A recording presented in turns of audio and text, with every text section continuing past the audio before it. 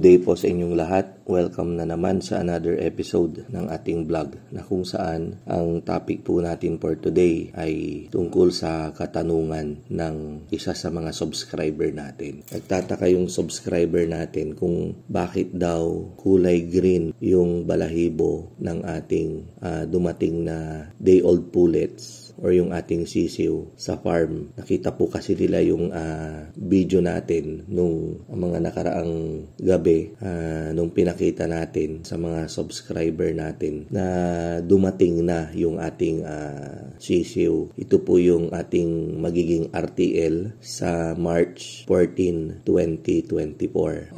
Gusto ko lang pong ipaalam sa inyo na yung nakikita nyong kulay green na yan ay yan po yung bakuna. Pagkapisa po kasi ng ating sisiw ay binabakunahan na po agad ito. Ang pagbabakuna po nila dito, ini-sprayhan yung ating mga sisiw. Paglabas ng sisiw natin sa hatchery, sa incubator, pipilian po nila yung lalaki at babae. Yung lalaki, tatapon po nila yan. Yung babae, siya yung kanilang ikikip para siya yung kanilang ibenta, i-deliver sa mga kagaya natin na nag-order. Kapag napili na nila lahat ng mga babae, natapos na yung kanilang pag-classify, yan, dadaanan po ito ng sprayer. Dadaan po ito sa isang conveyor, tapos meron po siyang mist. And then yung bakuna na yan, nilalagyan po siya ng kulay, iba-ibang kulay, iba-ibang bakuna para hindi po magkamali. So ibig sabihin po, halimbawa yung binakuna sa sisiw natin ay para sa Marex. Yan po yung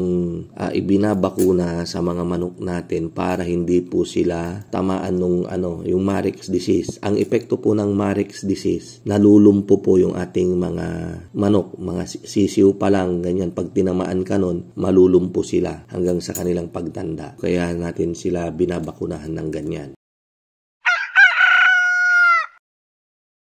Diba sabi ko nga po, iba-iba kasi yung sakit sa iba't ibang lugar natin dito sa Pilipinas. So, iba-iba rin yung kanilang pinapabakuna. So, halimbawa, kapag yung sisiw na pupunta ng Visayas ay prone sila dun sa, halimbawa, sa isang sakit na ganito, at yung sakit na yun ay available naman na yung bakuna habang day old pa lang yung sisiw, ay ini-sprayhan na rin po nila. Ini-sprayhan or binabakunahan na rin po nung vaccine na yun. Kaya nila nilalagyan ng kulay ay para maging siya, kumbaga color coding. So kapag green, malalaman nila na vaccinated siya ng Marex, pananda, para hindi po maghalo-halo. Kaya lang nung meron din akong naalala tungkol din sa ganyang color coding. Nung ako ay nagbo-broiler, ganyan din yung ginagawa ng hatchery minsan. Ini-sprayhan nila. Yung actually yung bakuna, wala po talagang kulay yan. Linawin ko po, yung bakuna walang kulay pag in-spray. Kaya lang kapag nag-spray sila, isinasabay nila yung kulay para identification po nung bakunang inilagay. Ngayon, nung sa broiler po ako, nung ako ay nasa contract growing, at bago naman talaga ako naging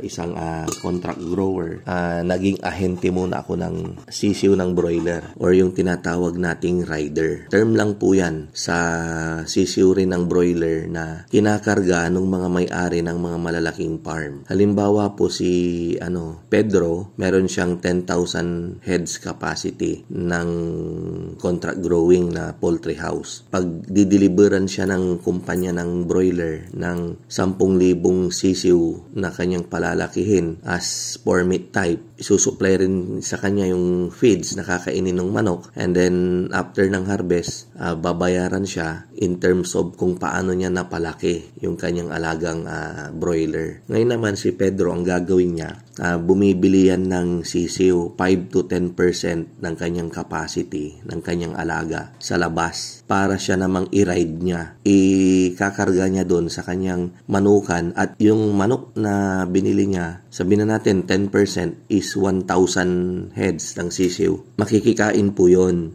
sa feeds ng kumpanya. Yung manok na yon, sasabay din yon na sa paglaki ng mga manok ng kumpanya. And then kapag malalaki na, at medyo originally, kapag medyo marami kasing namamatay sa sisiw ng mga yung broiler ng kumpanya na inaalagaan natin, may mga kanya-kanya po kasing bracket yan. Kapag below, halimbawa, below 94% yung harvest recovery mo, yung isasubmit mong manok, hindi mo na mamimit yung mga incentive. Meron kasing mga incentive dyan. Halimbawa, kapag 94% yung sinubmit mo, meron kang piso. Pag 95, meron kang another 50 centavos, so magiging 150, 96, 2 pesos, ganyan. Paano kung halimbawa 93.99%? Hindi po ba? So, hindi mo na mamimit yung additional na piso na incentive ni kumpanya. So, ang mangyayari po, kapag meron tayong nung rider, dun po nila kukunin pantapal sa mortality.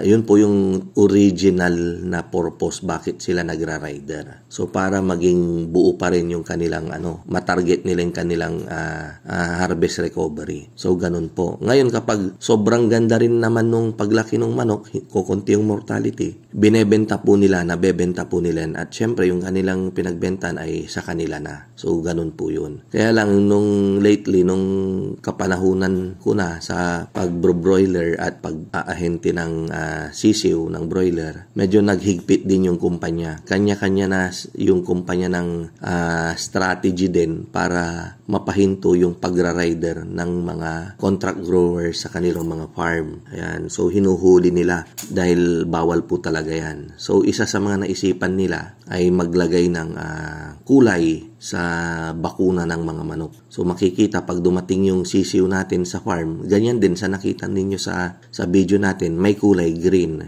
So ibig pong sabihin, pag namasyal yung vet sa farm, dapat makita niya lahat yung sisiw may green. Ngayon, kapag may nakita siyang walang kulay ng green, sasabihan niya yung may-ari or yung farm manager, bakit meron kayong rito, alien, mga ganyan. Bakit? Hindi nila sasabihin direct yung rider. Kasi pag sinabi mong rider, ano na yon, talagang brutal na yon. O sasabihin, meron kayong borders, meron kayong alien dito, o may sundalo kayo. So, kanya-kanyang na yan, deny or paliwanag. Ayan. So, sana nabigyan ko na naman kayo ng panibagong kaalaman regarding sa paitloging manok. Ayan. Kita-kita po ulit tayo sa mga susunod nating vlog. Maraming salamat po.